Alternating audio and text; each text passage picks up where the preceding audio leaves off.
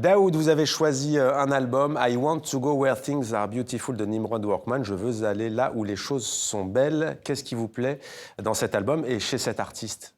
Je suis dans une période où j'écoute beaucoup de musique de la chaîne des Appalaches, de toute cette région. C'est une musique qui m'a toujours attiré.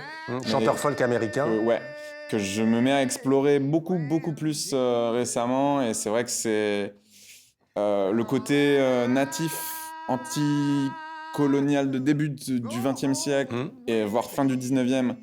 Le côté militantisme.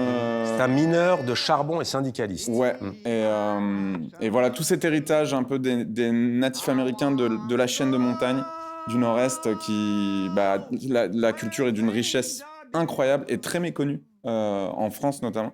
Eh bien, on peut justement s'initier à travers cet artiste et sa voix vraiment prenante. Hala Mouhani, vous avez choisi une exposition d'icônes de Jérusalem à travers les âges.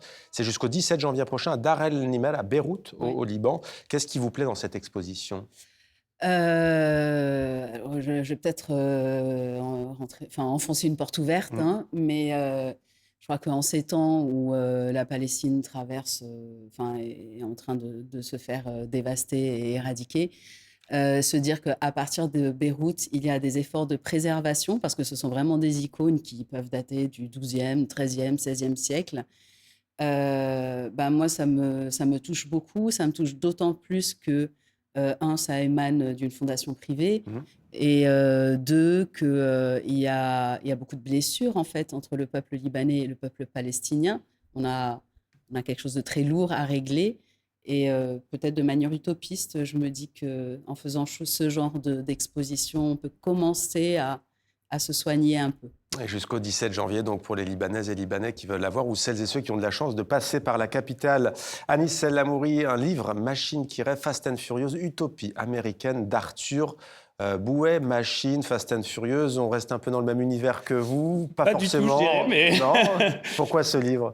Eh bien, tout simplement parce que Arthur Bouet est mon ami. Il a fini ce livre il y a peu de temps. C'est quelqu'un de brillant. Il est critique cinéma. Il est notamment sur la chaîne, dans l'émission Le Cercle sur Canal+.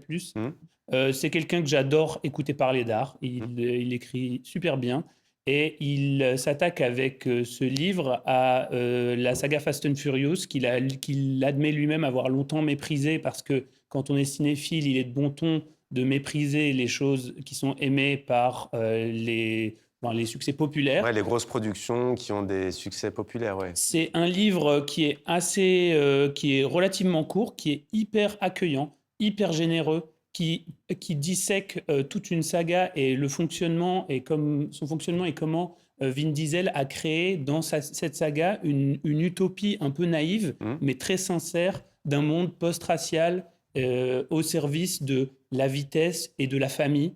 Et c'est vraiment hyper fascinant. Il parle de ça super bien. Il est marrant.